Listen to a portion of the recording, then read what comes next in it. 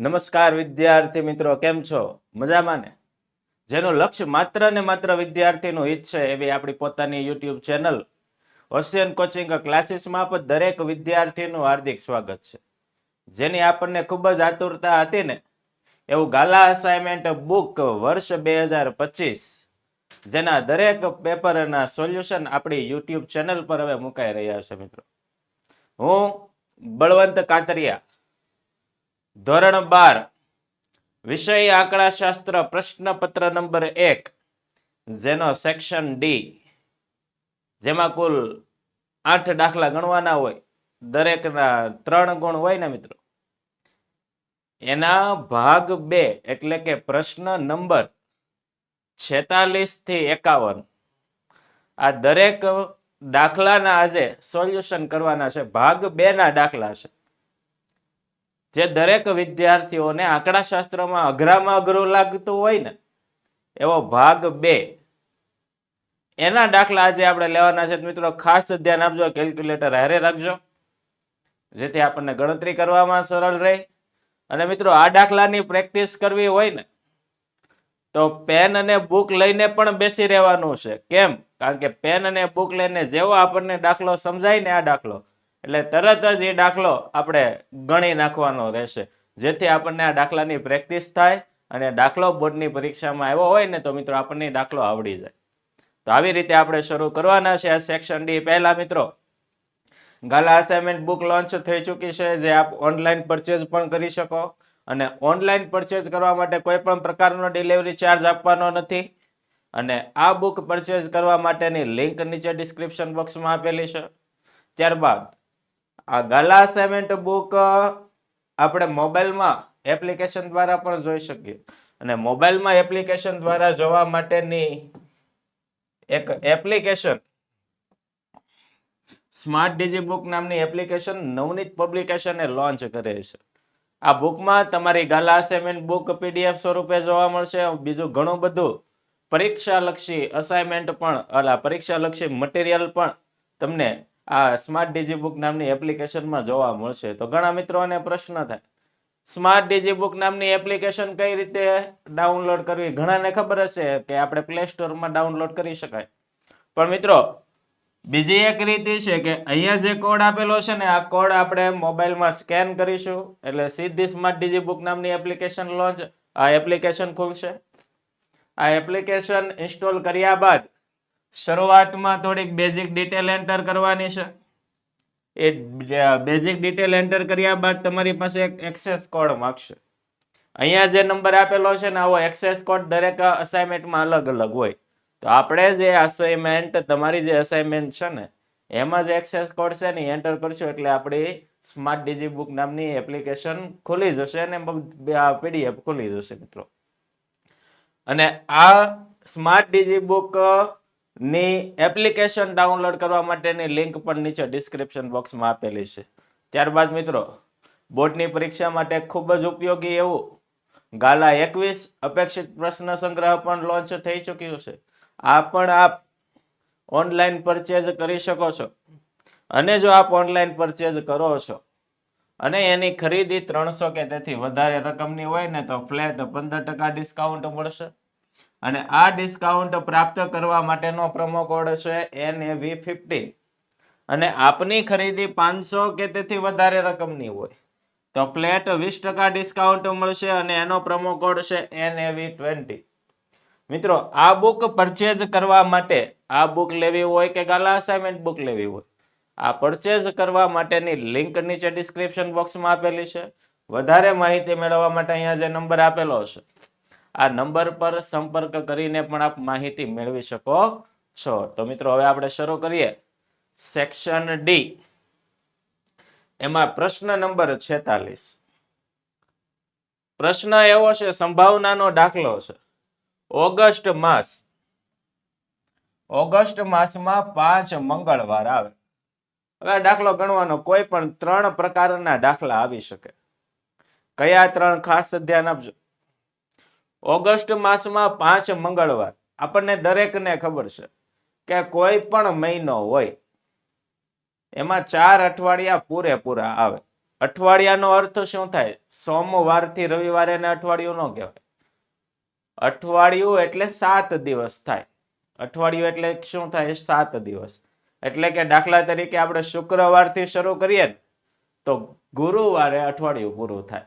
એમ સોમથી રવિ અઠવાડિયું જ કહેવાય, પણ ગુરુવારે શરૂ કર્યું હોય તો બુધવારે અઠવાડિયું પૂરું થાય. એમ ટોટલ અઠવાડિયા કોઈ પણ મહિનામાં મેક્સિમમ 4 અઠવાડિયા આવે. પછી જેટલા દિવસો વધે ને એના છેદમાં 7 આપણી સંભાવના કહેવાય. જો પહેલા આપણે એ નક્કી કરીએ, ઓગસ્ટ માસમાં કેટલા મંગળવાર આવે? 5 મંગળવાર આવવાની સંભાવના શોધો. તો પહેલા દાખલો ગણવાનો કઈ રીતે છે? ખાસ ધ્યાન આપજો, બધા જ દાખલાની સિસ્ટમ એક સરખી જ છે. પહેલા આપણે લખીશું ઓગસ્ટ માસના કુલ દિવસો. ચાલો ઓગસ્ટ માસમાં કુલ દિવસો કેટલા? જો આવી રીતે ગણતરી કરવાની. જાન્યુઆરી, ફેબ્રુઆરી, માર્ચ, એપ્રિલ, મે, જૂન, જુલાઈ, ઓગસ્ટ. આ ટેકરાવાળા છે ને 31 દિવસ હોય અને આ ખાડાવાળા છે ને 30 દિવસ હોય. તો જો જાન્યુઆરી, ફેબ્રુઆરી, માર્ચ, એપ્રિલ, મે, જૂન, જુલાઈ, પછી આ ઊંધું નથી હાલવાનું કે ઓગસ્ટ, અહીંયાથી પાછો અહીંયા રિટર્ન આવવાનું છે. જાન્યુઆરી, ફેબ્રુઆરી, માર્ચ, એપ્રિલ, મે, જૂન, જુલાઈ, ઓગસ્ટ. ઓગસ્ટ એટલે કેટલા દિવસ? તો કે 31 દિવસ. કેટલા દિવસ? 31. 5 મંગળવાર કીધા તો પેલા 4 મંગળવાર જેટલા દિવસોમાં આવે ને દિવસો બાદ કરી નાખો. 4 મંગળવાર કેટલા દિવસમાં આવે? તો -4 મંગળવાર. તો કે અઠવાડિયે 1 મંગળવાર આવે એટલે 7 દિવસે 1 આવે તો એવા 4 અઠવાડિયા આપણે બાદ કરી નાખવાના. કેટલા અઠવાડિયા બાદ કરવાના? 4. તો 4 અઠવાડિયાના ટોટલ દિવસો થાય 28. 31 માંથી 28 બાદ કરીએ તો 3. આને શું કહેવાય? આને કહેવાય બાકી વધતા દિવસો. દરેક દાખલામાં આ પ્રોસેસ કરી નાખવાની. બાકી કેટલા દિવસો વધ્યા? 3. તો મિત્રો આનો જવાબ આવી જ ગયો છે. આનો જવાબ આવે 3/7. પણ મિત્રો 3 માર્કનો દાખલો છે, એમ ડાયરેક્ટ 3/7 આપણે જવાબ નથી લખવાનું. તો આ 3 દિવસ વધ્યા ને જ, આ 3 દિવસમાંથી એક દિવસ તમારો મંગળવાર હોય ને ત્યારે તમારા કેટલા મંગળવાર થાય? તો કે 5. કેમ? 4 મંગળવાર અહીંયા વયા ગયા. હવે દિવસો વધ્યા છે 3. તો આ 3 દિવસમાંથી એક દિવસ આપણે મંગળવાર લેવાનો થાય. આ 3 દિવસમાંથી એક દિવસ મંગળવાર આવે ને તો જ તમારા 5 મંગળવાર થાય. તો બાકી વધતા 3 દિવસોમાંથી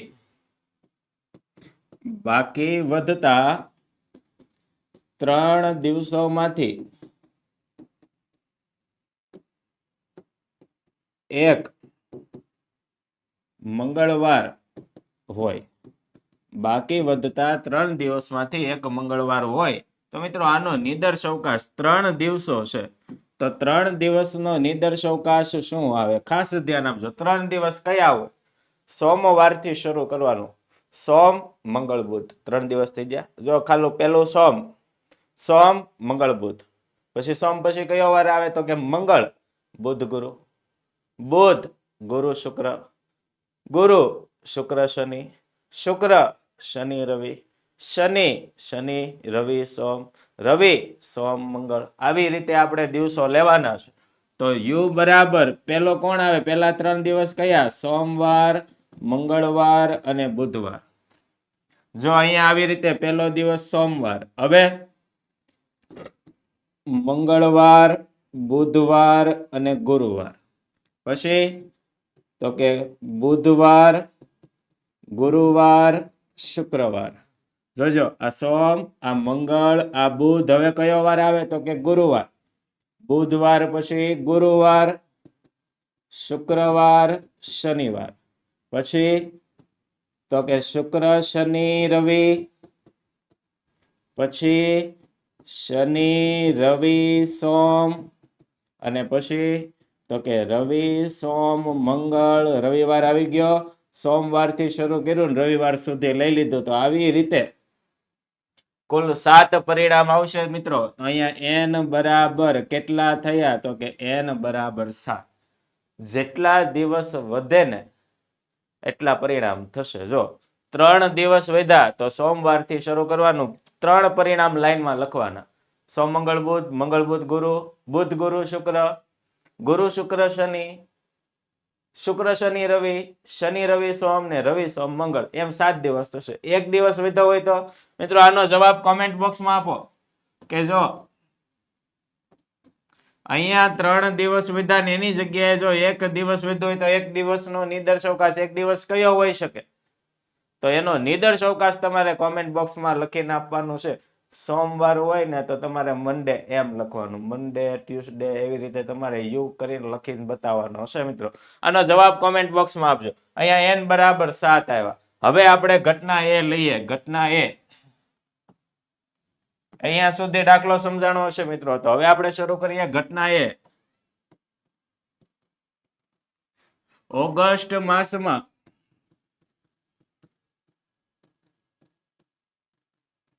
5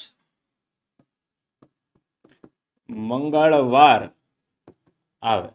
ચાલો તો મિત્રો અહીંયા તમે જે નિદર્શ અવકાશ લખો ને એમાં મંગળવાર વાળા દિવસો કેટલા છે? 3 આવશે. એ 3 પરિણામો શોધવાના છે. કયા કયા? જો આમાં મંગળવાર દેખાય છે, અહીંયા મંગળવાર દેખાય છે, અહીંયા નહીં, છેલ્લામાં દેખાય છે તો કે હા. આ 3 પરિણામ છે, ત્રણેયમાં મંગળવાર છે એવા પરિણામો લખી નાખવાના છે. આ આપણા સાનુકૂળ પરિણામો કહેવાય. કયા કયા એવા? સોમવાર, મંગળવાર, બુધવાર. પછી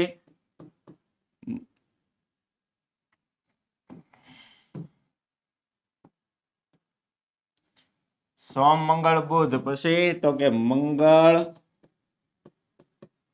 બુધ અને ગુરુ. પછી કયો આવ્યો? તો કે રવિ સોમ અને મંગળ. ચાલો કેટલા પરિણામો થયા? તો કે m બરાબર, m એટલે સાનુકૂળ પરિણામો, 3 પરિણામ થયા તો m બરાબર 3. તો મિત્રો આની સંભાવના p ઓફ a m ના છેદમાં n એટલે કે 3 ના છેદમાં 7. મિત્રો આનો કોઈ પણ દાખલો હોય ને એનો જવાબ કેટલો આવશે? જો એકે દિવસ નો વધે ને તો 0 ના છેદમાં 7 એટલે 0. એક દિવસ વધતો હોય ને તો 1 ના છેદમાં 7 આવશે. 2 દિવસ વધતા હોય ને તો 2 ના છેદમાં 7, અને 3 દિવસ વધે તો 3 ના છેદમાં 7. મિત્રો આવી રીતે આખો દાખલો ગણવાનો છે.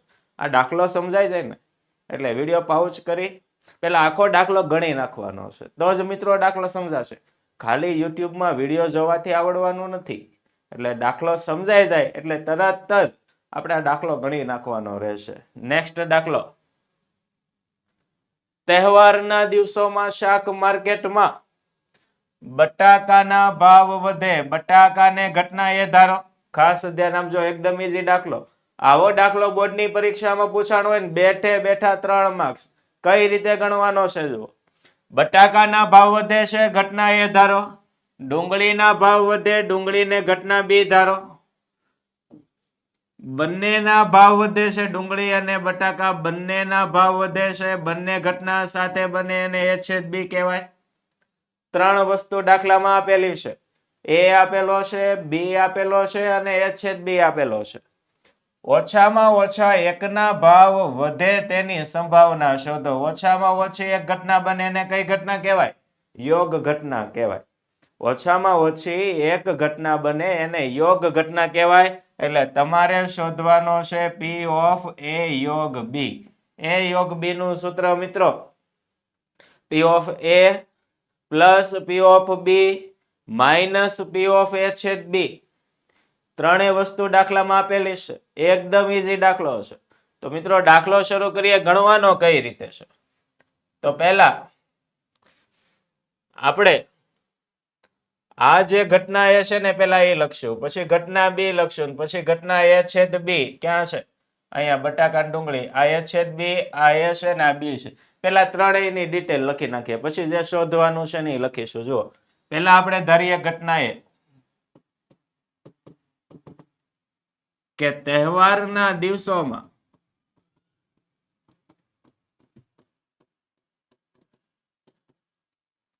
શાક માર્કેટમાં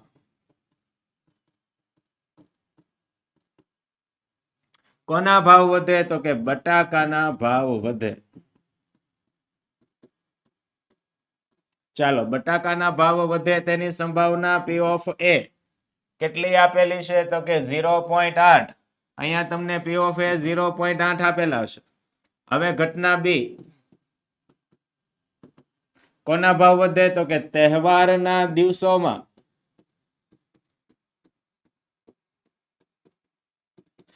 શાક માર્કેટમાં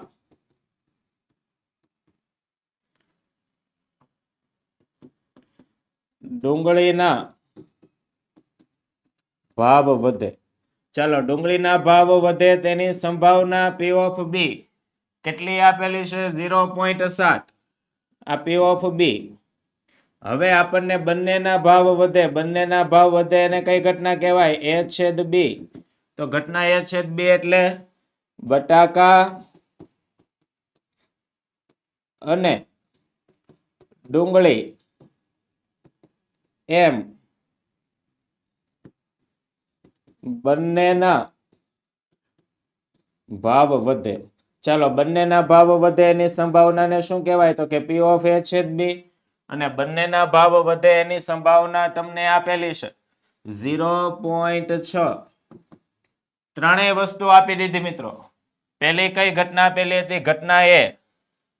આ ઘટના A ની સંભાવના P of A, આ P of B અને આ P of A છેદ B. ત્રણેય વસ્તુ આપી દીધી. હવે આપણે શોધવાનું છે A યોગ B. ઓછામાં ઓછા એકના ભાવ વધે એને કઈ ઘટના કહેવાય? ઓછામાં ઓછી એક ઘટના બને એને યોગ ઘટના કહેવાય. A યોગ B. તો લખવાનું વાક્ય કે બટાકા અને ડુંગળી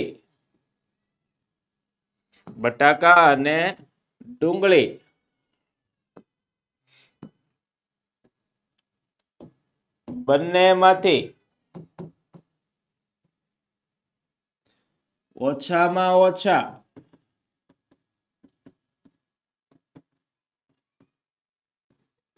એકના ભાવ વધે. ઓછામાં ઓછા એકના ભાવ વધે ને યોગ ઘટના કહેવાય. એટલે એને P of A યોગ B વડે દર્શાવીશું. મિત્રો, P of A યોગ B નું સૂત્ર A બને અથવા B બને અથવા A અને B બંને બને એને યોગ ઘટના કહેવાય. તો સૂત્ર શું આવશે? તો કે P of A plus P of B minus P of A છેદ B. A કેટલો આપેલો છે? તો કે A આપેલો છે 0.8. B કેટલો છે? 0.7 માઇનસ A છેદ B 0.6. તો મિત્રો, ત્રણેયનું પ્લસ માઇનસ કરી નાખીએ તો A યોગ B બરાબર, કેલ્ક્યુલેટરનો ઉપયોગ કરીએ મિત્રો. ચાલો, કેલ્ક્યુલેટરની જરૂર નથી પડતી. 0.8 અને 0.7, 8 ને 7 કેટલા થાય? તો કે 8 ને 7 15, 15 માંથી 6 જાય તો 9. તો 0.9 આપણો જવાબ આવશે. અહીં લખવાનું કે બંનેમાંથી ઓછામાં ઓછા એકના ભાવ વધે તેની સંભાવના કેટલી થશે? 0.9. આ દાખલો એકદમ ઈઝી દાખલો છે ને બોર્ડની પરીક્ષા માટે આ દાખલો મોસ્ટ IMP. મિત્રો, એક દાખલો અહીંયા આપું. આ દાખલો સમજાણો હોય ને તો અહીંયા હું જે દાખલો આપું ને આ દાખલો મોઢે ગણવાનો છે. સેમ દાખલો. સંભાવના હું ખાલી ચેન્જ કરું છું. આ 0.8 છે ને એની જગ્યાએ 0.6, 0.7 છે એની જગ્યાએ 0.5 અને બંનેના ભાવ વધેની સંભાવનામાં 0.35. ચાલો, આ દાખલાની રકમમાં ચેન્જ કર્યું છે. આનો જે જવાબ આવે ને, અહીંયા જે મેં દાખલો આપેલો છે, આનો જે જવાબ આવે ને આ દાખલાનો જવાબ તમારે કોમેન્ટ બોક્સમાં આપવાનો છે. જેટલો પણ જવાબ આવે આ જવાબ તમારે કોમેન્ટ બોક્સમાં આપવાનો છે. આગળ વધીએ. બોર્ડની પરીક્ષા માટે શરતી સંભાવના કોષ્ટક વાળો દાખલો મોસ્ટ IMP. અને મિત્રો, આ દાખલો પરીક્ષામાં 3 માર્કમાં પૂછાય એની પૂરેપૂરી શક્યતા છે. અને આ દાખલામાં વિડીયો જોશો અને તમે દાખલો સમજાઈ જાય ને પછી આ દાખલો ભૂલાય નહીં ને એની પણ પૂરેપૂરી 100% શક્યતા છે કે આ દાખલો એકવાર સમજી લીધા પછી આ દાખલો તમને ભૂલાવાનો નથી. પણ હું અહીંયા જે હિન્ટ આપું છું, જે ટ્રીક આપું છું, એમાં પૂરેપૂરું ધ્યાન આપવાનું છે. પહેલા શું કરવાનું છે, આ કોષ્ટક આપ્યું ને, પહેલું કામ કરવાનું છે, બે બાજુ કુલના ખાના બનાવી નાખવાના છે. એ આપણે આને પછીની સ્લાઇડમાં જોશું. બે બાજુ કુલના ખાના બનાવી નાખવાના છે. કરવાનું છે, આ 4 ઘટના છે, એ નો ટેકેદાર, બી નો ટેકેદાર, પુરુષ અને સ્ત્રી, ચારેયને ઘટના ધારી લો. આને ઘટના એ ધારો, આને ઘટના બી ધારો, અહીંયા સી ધારો ને અહીંયા ઘટના ડી ધારો. આવી રીતે ચારે ઘટના ધારી લેવાની છે. પૂછેલું શું છે, જો ધ્યાન આપજો, કઈ વસ્તુ પૂછેલી છે. આપણે અહીંયા ઘટના એ ધારેલી છે, પક્ષ એ નો ટેકેદાર હોય ઘટના એ બને છે, પક્ષ બી નો ટેકેદાર ઘટના બી બને છે, પુરુષ હોય ઘટના સી બને છે, અને સ્ત્રી હોય ઘટના ડી બને છે. આ 4 ઘટના આપણે ધારી લીધી. હવે પૂછેલું શું છે, જો મતદાર પુરુષ હોય એટલે કે જો ઘટના સી બને તો પક્ષ એનો ટેકેદાર હોય એટલે એ. જો ઘટના સી બને તો ઘટના એ બને, જો સી બને તો એ બને, તો એને શું કહેવાય, એના છેદમાં સી. જો ઘટના સી બને તો ઘટના એ બને, તો વાળું ઉપર જાય, જો વાળું નીચે આવે, જો વાળું નીચે ને તો વાળું ઉપર, એટલે શું થયું, એના છેદમાં સી. અને જો પક્ષ એનો ટેકેદાર એટલે કે ઘટના એ છે, અને તો તે પુરુષ હોય એટલે ઘટના સી થઈ. જો ઘટના એ બને તો સી બને, એને કહેવાય સી ના છેદમાં એ. આ બે વસ્તુ આપણે શોધવાની છે. કઈ કઈ? એક એના છેદમાં સી શોધવાનો છે, અને બીજું શોધવાનું છે સી ના છેદમાં એ. તો મિત્રો દાખલો ગણવાનો કેમ છે, ધ્યાન આપજો. દાખલો શરૂ કરીએ. અહીંયા એક ફિક્સ કરી નાખો, એક એના છેદમાં સી શોધવાનું અને બીજું સી ના છેદમાં એ. શરૂ કરીએ. કોષ્ટક છે, પહેલા જ મેં તમને કીધું કયું ખાનું બનાવી નાખવાનું છે, તો કે કુલનું ખાનું બનાવવાનું છે. આ કુલનું ખાનું બનાવી દીધું છે બંને બાજુ. ઓકે, 4 ઘટના આપેલી છે. કઈ કઈ? આ ઘટના એ, આ ઘટના બી, આ ઘટના સી અને આ ઘટના ડી. આવી રીતે 4 ઘટના ધારી લેશું. ઘણા કેસર હું એ બી સી ડી ધારું, હાલશે, કાંઈ પ્રોબ્લેમ જ નથી, પણ ABCD લેવાની છે. નવું કાંઈ નાટક કરવાનું નથી, નકર અટવાશે. ABCD 4 ઘટના ધારી લીધી. હવે જો ખાસ ધ્યાન આપજો, એ ટોટલ પરિણામો કેટલા છે, 4979. ટોટલ પરિણામ 4979, એને n કહેવાય. આને શું કહેવાય, n. કુલ પરિણામોને કહેવાય n. ઘટના એ, એની સંભાવના તો કે 2437. 2437 ના છેદમાં 4979, આ P of A બને છે. ખાસ ધ્યાન આપજો, આ A ના પરિણામો છે, આ B ના પરિણામ, આ C ના પરિણામ છે, અને આ D ના પરિણામ. તો મિત્રો P of A કેટલો થાય, 2437 4979. P of B 2542 4979. P of C 2536 4979. અને P of D 2443 4979. આ ચારેયની સંભાવના ઘણા કહેશે છેદ ઘટના. તો મિત્રો આ જે છે ને, આને કહેવાય A છેદ C. કેમ? આ A અને C બંનેમાં સમાન છે, પક્ષ એનો ટેકેદાર પણ છે અને પુરુષ છે. મિત્રો આ P of A છેદ C કહેવાય, એટલે A અને C માં સરખું હોય એવું છેદ ઘટના. A અને C બંને સાથે બને. આને મિત્રો A છેદ D કહેવાય, A અને D ભેગું થાય છે. આને શું કહેવાય, તો કે B છેદ C.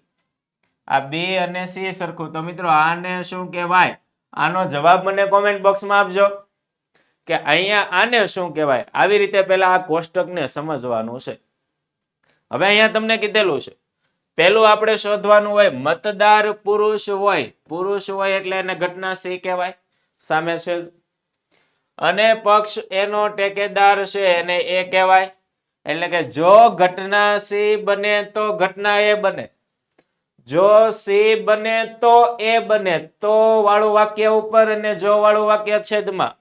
આ જો અને આ તો, એટલે આની સંભાવના શોધવાની હોય તો એને એના છેદમાં સી કહેવાય. એવી જ રીતે જો મતદાર પક્ષ એનો ટેકેદાર એટલે એ, અને પુરુષ હોય એટલે સી, જો એ બને તો સી બને તો સી એટલે સી ઉપર ને જો નીચે એટલે કે એ નીચે. એટલે અહીંયા આપણે શોધવાનું છે સી ના છેદમાં એ. મિત્રો સૂત્ર કઈ રીતે બનાવવાનું? અહીંયા છેદમાં કોણ છે તો કે સી, તો અહીંયા છેદમાં સી મૂકો. અહીંયા છેદમાં કોણ છે તો કે એ, તો છેદમાં એ મૂકો. તો હવે આ બેયની છેદ ઘટના ઉપર એ છેદ સી, અહીંયા બેયની છેદ ઘટના ઉપર એટલે કે એ છેદ સી. મિત્રો એટલી વસ્તુ શોધવાની છે.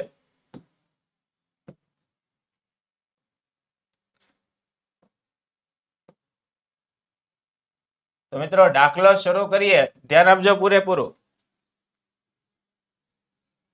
આપણે અહીંયા દાખલામાં કેટલી વસ્તુ શોધવાની થઈ? આ રકમ અહીંયા મૂકી દીધી.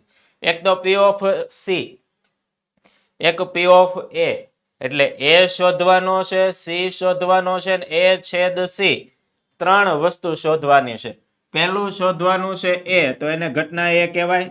ઘટના એ કોને ગણવાનું છે? પક્ષ એનો ટેકેદાર હોય તો એ લખવાનું મતદાર પક્ષ એનો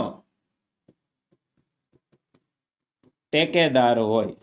ચાલો, પક્ષ એનો ટેકેદાર, પક્ષ એના ટોટલ ટેકેદાર કેટલા હશે? 24 37. તો મિત્રો આનો એમ કેટલો થાય?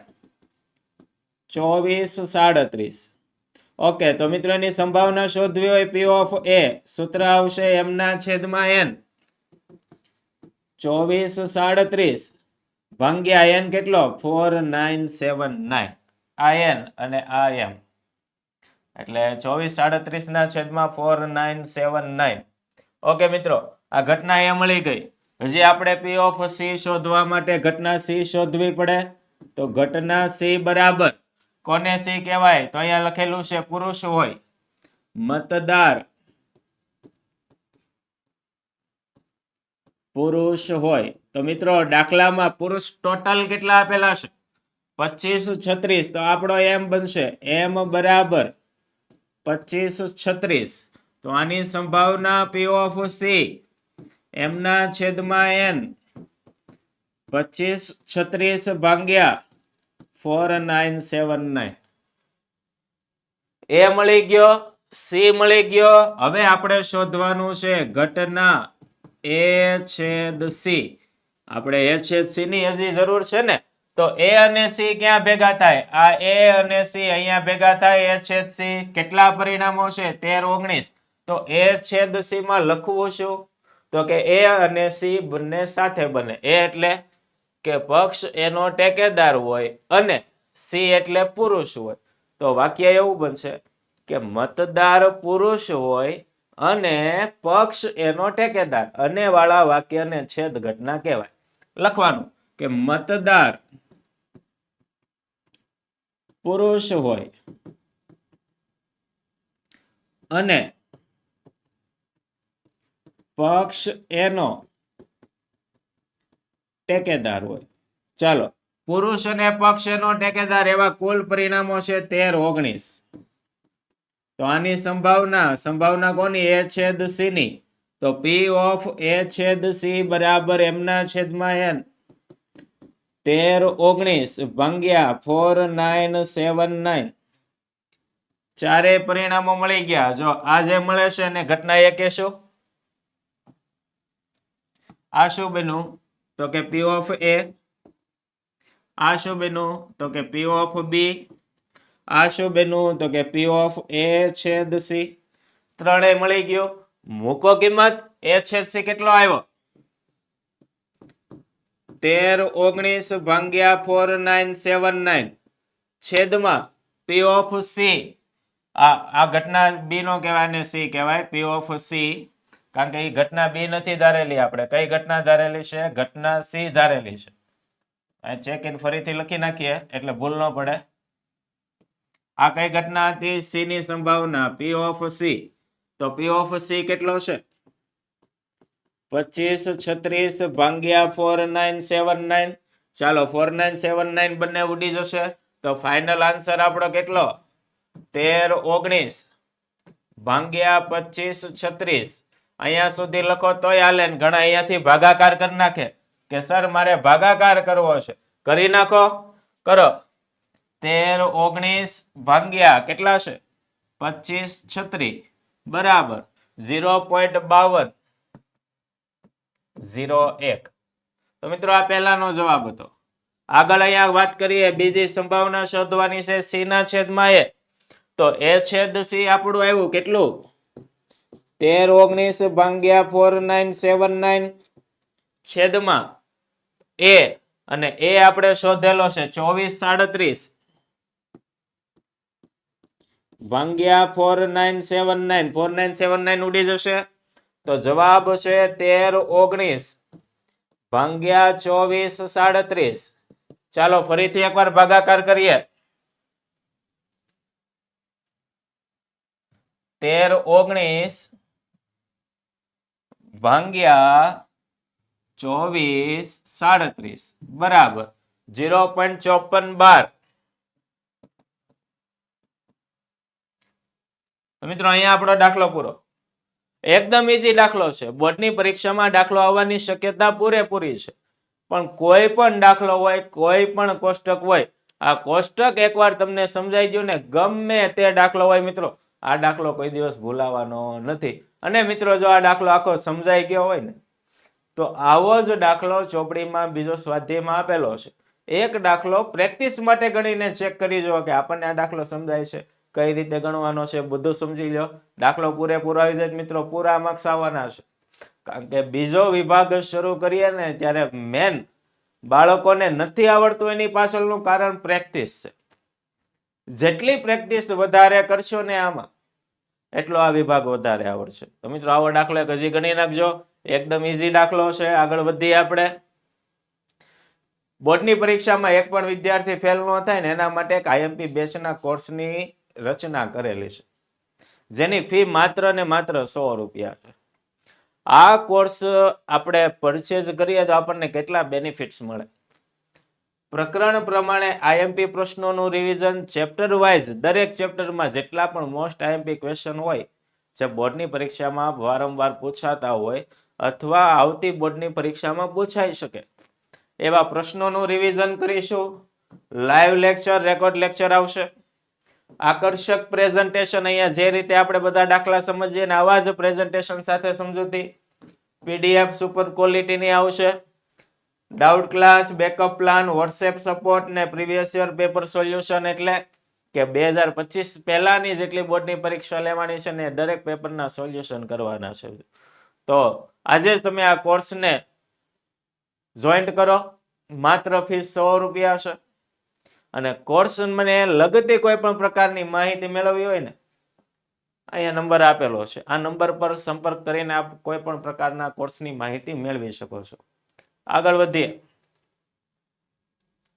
યાદર્શિક ચલ x નું સંભાવના વિતરણ નીચે પ્રમાણે છે. p of x બરાબર c into x square plus x. x કઈ કઈ કિંમતો ધારણ કરે છે? -2, 1 અને 2. c ની કિંમત શોધો. પેલો c શોધવાનો છે અને આ વસ્તુ સાબિત કરવાની છે કે p of 2 બરાબર 3p of -2. આ દાખલો પણ મિત્રો અલગ રીતે કરશું. ખાસ ધ્યાન આપજો. તમને સમજાય ને આવી પદ્ધતિથી આપણે આ દાખલો ગણવાનો છે. જો દાખલો કોઈ પણ રીતે ગણી શકો. ઘણી વાર એવું બને કે સર તમે જે રીતે સમજાવો છો ને એવું ચોપડીમાં છે જ નહીં.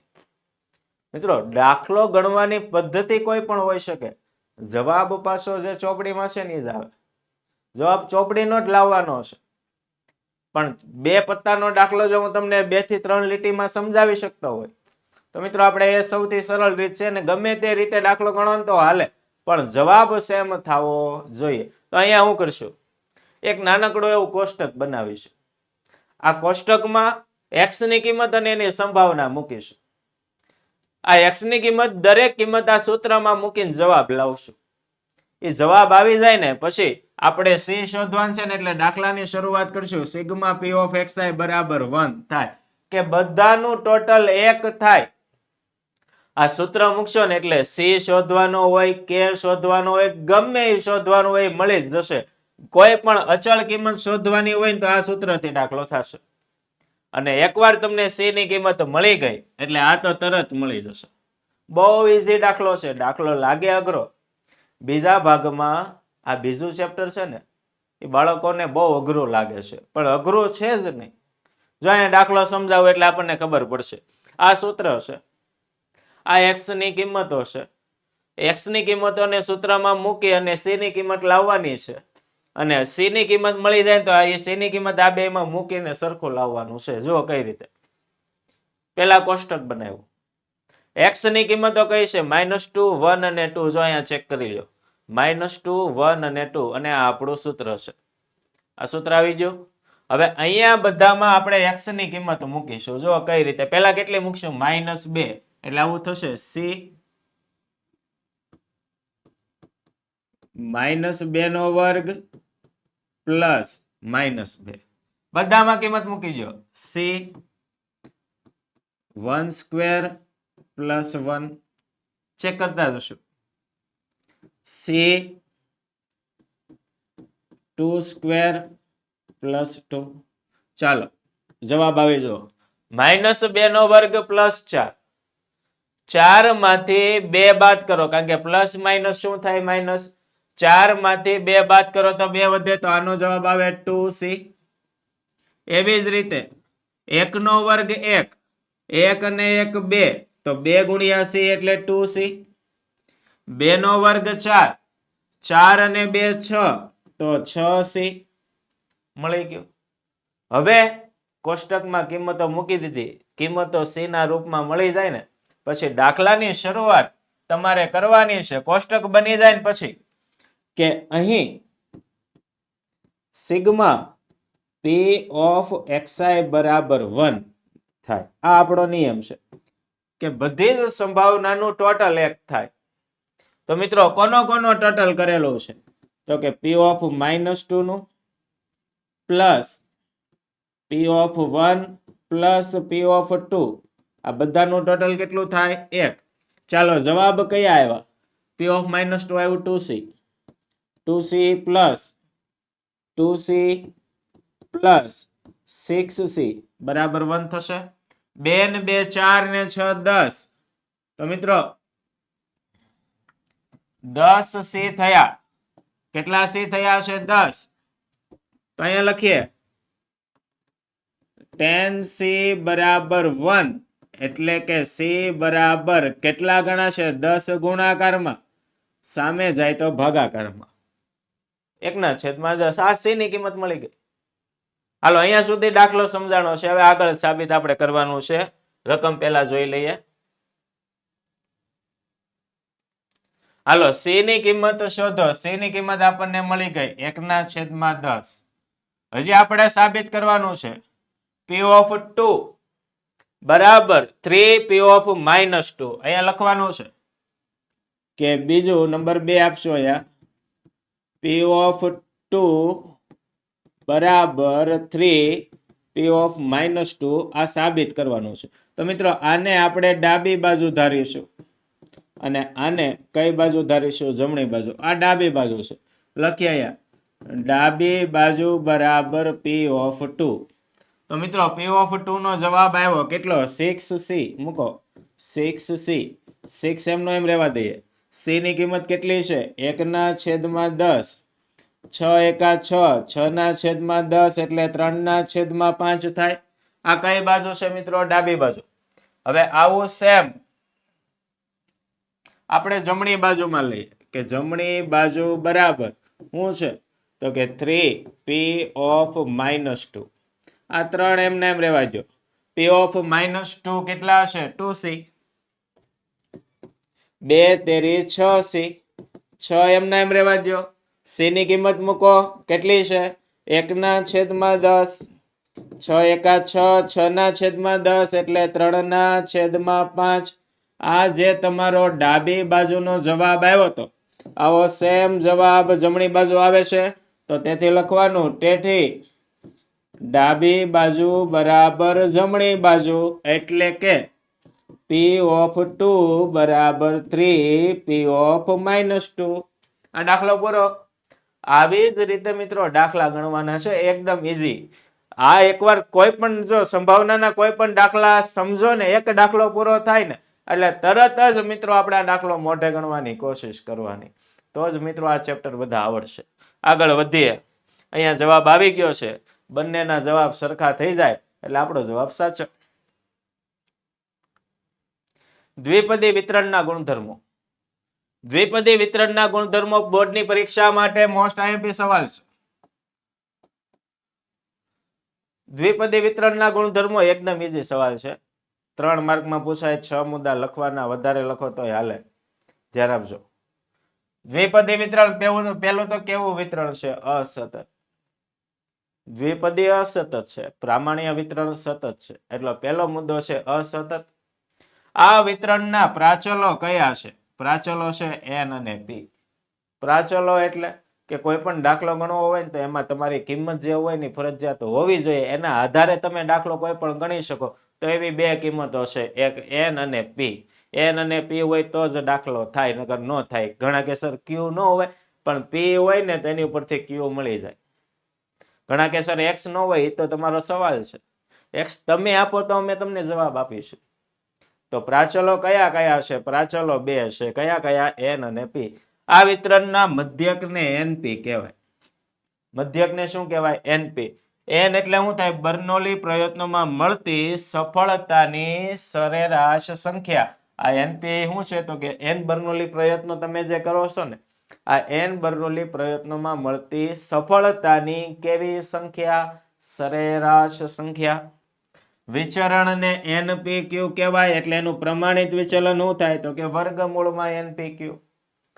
મધ્યકની કિંમત હંમેશા વિચરણની કિંમત કરતા મોટી હોય એટલે કે np ગ્રેટર ધેન npq.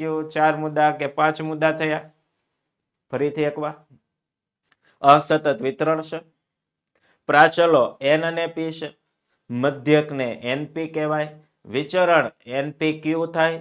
એટલે પ્રમાણિત વિચલન વર્ગમૂળમાં npq થાય.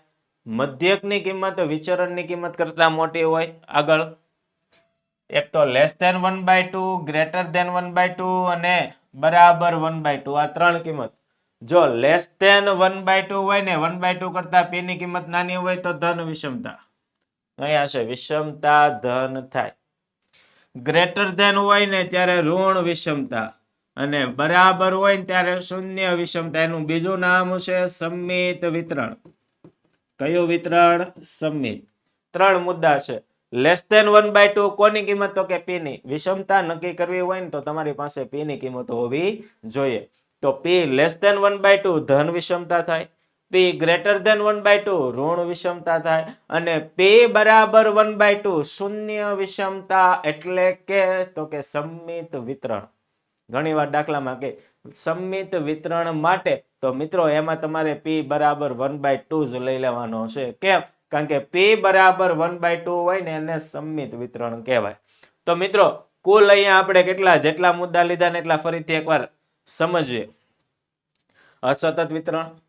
પ્રાચલો n અને p. મધ્યકને np કહેવાય. વિચરણ npq. પ્રમાણિત વિચલન વર્ગમૂળમાં npq. મધ્યક વિચરણ કરતા મોટો હોય. પછી હવે કે બાકી છે આમાં? તો કે નહીં. આગળ વધીએ. p લેસ ધેન 1/2 ધન, ગ્રેટર ધેન ઋણ, બરાબર શૂન્ય. એટલે કે સમમિત વિતરણ. મિત્રો ગુણધર્મો એકદમ ઈઝી છે. 6 ગુણધર્મો લખશો ને પૂરેપૂરા 3 માર્ક્સ મળી જશે. ઘણા બાળકોને એવું થાય સર 6 લખી 3 માર્ક મળે. હું કામ વધારે લખવા? બધા આવડતા હોય ને તો એક એક લખી નાખવાના. કદાચ એકાદો ખોટો પડ્યો હોય તો એના સિવાયના તો આપણા 6 સાચા પડે. તો મિત્રો આવી જ રીતે અહીંયા પ્રશ્ન નંબર 51 માં આવીએ મિત્રો. તો અહીંયા તમને f of x બરાબર શું આપેલું છે? તો f of x બરાબર 3x નો વર્ગ પ્લસ 4x વત્તા 5 આપ્યા. x ની કઈ કિંમત માટે? f ડેશ ઓફ x બરાબર f double dash of x થાય. એટલે કે આ એક સમીકરણ આપણે મૂકીને x ની કિંમત લાવવાની છે. એકદમ ઈઝી દાખલો. 2 થી 3 લીટીમાં પૂરો થઈ જાય એવો. કઈ રીતે? તો પહેલા તમને એક સમીકરણ આપેલું છે. અહીં લખીએ કે અહીં f of x બરાબર શું આપ્યું? તો કે 3x નો વર્ગ પ્લસ 4x પ્લસ 5. આનું આપણે વિકલન કરવું હોય તો વિકલનને શું કહેવાય? તો કે વિકલનને કહેવાય f ડેશ ઓફ x. કરો વિકલન 3 m ના m x નો વર્ગ એનું શું થાય તો કે 2x 4 m ના m x નું કેટલું એક અચળ સંખ્યા હોય તો 0 એટલે કે f ડેશ ઓફ x બરાબર 3 દુ 6x 4 એકા 4. હાલો આ વિકલન થઈ ગયું. હજી આપણે f double dash of x પણ શોધવાનો છે. તો મિત્રો f ડબલ ડેશ x શોધીએ કે f double dash of x આનું વિકલન કરો એને ડબલ ડેશ કહેવાય. 6m ના m x નું વિકલન 1 બરા વત્તા 4 અચળ સંખ્યા છે એટલે એનો જવાબ 0. તો f double dash of x બરાબર કેટલા આવે તો કે 6. જો આ f ડેશ x મળી ગયો, આ f ડબલ ડેશ x મળી ગયો. હવે શું કીધું તો કે અહીંયા તમને એક રકમ આપેલી છે કે અહીં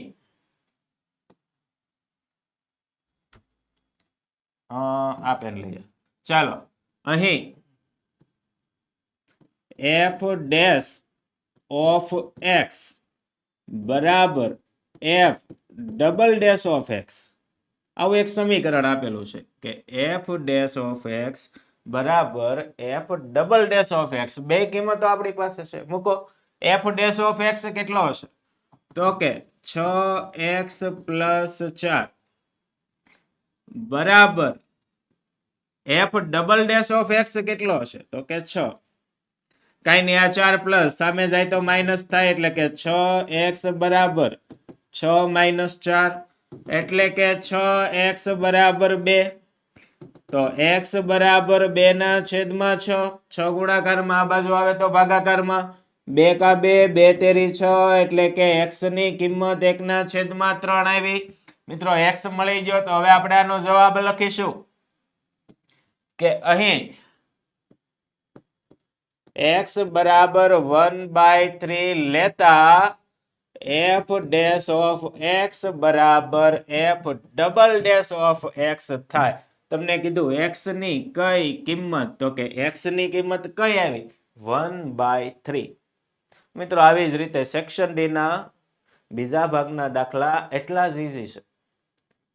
તો મિત્રો દરેક દાખલા તમે સમજો ને એટલે આખું પેપર આ જે પેપર છે ને તરત અહીંયા સોલ્યુશન કરી નાખવાનું છે, જેથી આપણને બોર્ડની પરીક્ષામાં કોઈ પણ દાખલો પૂછાતો હોય ને તો એ દાખલો સરળતાથી તમને આવડી શકે. મિત્રો આવી જ રીતે આંકડાશાસ્ત્ર વિષયના કોઈ પણ પ્રકારની અપડેટ મેળવવી હોય ને તો આજે જ અમારું વોટ્સએપ ગ્રુપ જોઈન કરો. અહીંયા એક કોર્સની વચ્ચે વાત કરી હતી આઈએમપી બેચ. આ કોર્સને લગતી કોઈ પણ ડિટેલ મેળવવી હોય ને તો અહીંયા નંબર આપેલો છે ને નંબર પર સંપર્ક કરીને મેળવી શકો છો. મિત્રો આ સેક્શન ડી એનો વિભાગ બીજો એટલે કે બે ભાગ પાડેલા હતા. પહેલો ભાગ પહેલા 4 ચેપ્ટરનો હતો, બીજો ભાગ બીજા ભાગના ચેપ્ટરોનો હતો. એકદમ સરળ રીતે સમજાવ્યો છે આપણને. તો આવા ને આવા વિડીયો દરેક પ્રશ્નપત્રોના હજી તો સેક્શન ઈ બાકી છે, ખૂબ જ ટ્રેન્ડિંગમાં. ઘણા વિડીયો બનાવવા તો ઘણા વિડીયોમાં છે ને એક કોમેન્ટ કોમન થઈ ગઈ, સર સેક્શન ઈ ઘણા બધા વેટ કરે છે. મિત્રો વેટ તમે તારે થોડોક ટાઈમ કરો, સેક્શન ડી ના બધા જ વિડીયો પૂરા થાય ને એટલે સેક્શન ઈ સરળ સમજૂતીમાં આપણે આ સમજાવવાના છે બધા સેક્શન ઈ. તો મિત્રો આપણી ચેનલ સદંતર આપણે 12મું પૂરું થાય ત્યાં સુધી આપણે જોડાવા માટે આપણી ચેનલ સબસ્ક્રાઇબ કરી લો. વિડીયો આપણને પસંદ આવ્યો હોય ને તો લાઈક કરો, તમારા મિત્રોને શેર કરો અને આવી જ રીતે સદંતર અમારા વિડીયો જોવા માટે આજે જ અમારી ચેનલને સબસ્ક્રાઇબ કરો. આપ સૌ મિત્રોનો ખૂબ ખૂબ આભાર. Thank you so much.